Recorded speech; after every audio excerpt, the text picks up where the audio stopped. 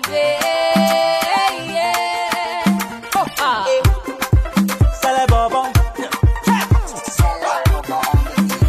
It's FBC, guanu, guanu. Baby, you go love me, your love is sweet like tangerine. Baby, you go hug me, your love is sweet like. Baby, I go love you. Pour toi, Yvonne, qui est la consommatrice africaine? Alors pour moi, la consommatrice africaine, si tu veux, c'est une femme qui est très exigeante. C'est une femme qui est très coquette. Ses exigences vont de pair avec son côté iconique. La femme africaine est iconique. C'est une mère de famille, c'est une icône pour ses enfants, c'est une icône pour son mari. Donc elle est très exigeante envers elle-même et envers ce qu'elle consomme. Et de plus en plus. Voilà. Donc la consommatrice africaine, c'est une personne qui se renseigne sur tout ce qu'elle achète. Elle se renseigne sur tout ce qui peut être bon pour sa santé. Elle se renseigne aussi sur comment économiser pour faire vivre le foyer. C'est une femme exigeante. C'est fascinant ce que tu dis parce que je le constate aussi beaucoup dans mon quotidien. Contrairement à ce qu'on croit. Contrairement à ce qu'on croit, comme tu le dis, c'est une consommatrice avertie. Elle va toujours prendre un avis. Elle prend l'avis de son fils, de sa fille, de son mari, de ses amis. Ses collègues. De ses collègues. C'est très vrai. Et alors pour toi, par exemple, qui est la voyageuse africaine? Alors, c'est une question très intéressante parce que pour le coup, je ne sais pas s'il y a une voyageuse. Je dirais j'en vois en tout cas 3 que je côtoie. La première voyageuse que je vois, c'est celle qui travaille tellement dur la semaine en portant la famille à bout de bras et en rapportant aussi de l'argent à la maison qu'elle a besoin de s'évader le week-end. Et donc, en fait, elle voyage, elle va à l'hôtel. Donc, j'en vois beaucoup, par exemple, au Nigeria, qui, après une semaine de travail, voyage dans un hôtel particulier pour se faire pomponner, parce qu'il y a un spa, parce qu'elle peut passer du temps à renouer les liens un petit peu avec son mari, laisser les enfants à la maison avec la nounou ou la maman. Et donc ça, c'est assez intéressant. Le deuxième type de femme que je vois, c'est la femme qui voyage pour vraiment faire du commerce. Et il y en a énormément. Il y en a même qui ont commencé à le faire pour leur propre compte.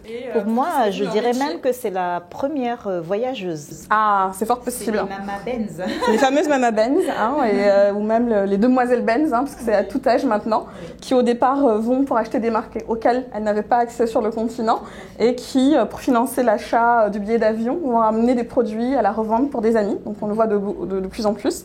Et je dirais que le troisième type de voyageuse, c'est la voyageuse universelle, qui part, alors ça peut être backpack, ça peut être hôtel 5 étoiles, mais qui part à la découverte du monde, parce que tous les Africains sont en général très très ouverts, et surtout les femmes africaines.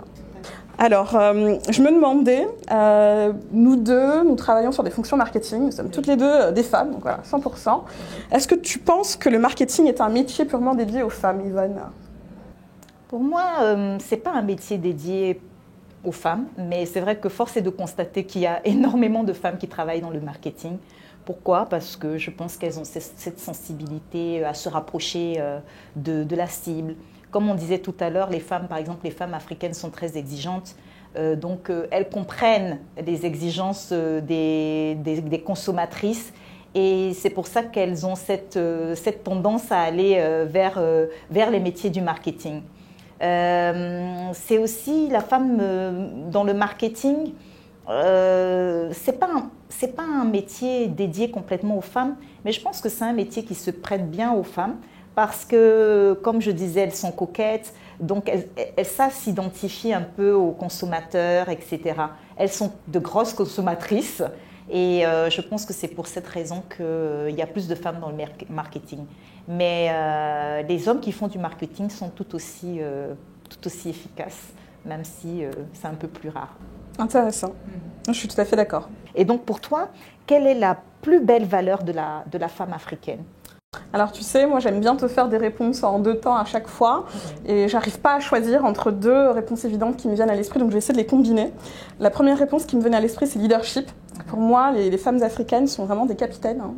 Elles vont arriver à drainer derrière elles, à carry on their shoulders, à porter vraiment la famille, le mari, les enfants, les études, le travail, la vie ménagère, la vie sociale et la vie communautaire, donc la famille étendue, la belle famille, avec une force qui est assez inspirante. Et on le voit aussi dans le monde professionnel ou en Afrique. C'est le continent où il y a le plus de femmes qui sont dans des entreprises cotées au CAC 40 qui sont leaders. Donc il y en a 5%, alors qu'aux États-Unis, il y en a 3%. Et je reviens sur le fait aussi que c'est un stéréotype qu'on ne sait pas. On pense que la femme africaine est soumise. Et en fait, contrairement aux apparences, d'un point de vue extérieur, elle est soumise, et d'un point de vue du foyer, c'est elle qui mène le... Complètement. Et justement, ça, c'est une excellente transition vers la deuxième partie de ma réponse. Et je pense que tu as donné des indices dans ce sens, c'est le côté empathie. La femme africaine respire l'empathie, elle arrive à se mettre au même niveau. Donc tout à l'heure, tu disais, elle a une sensibilité qui fait que dans le marketing, elle réussit parce qu'elle se met au même niveau que ses consommatrices.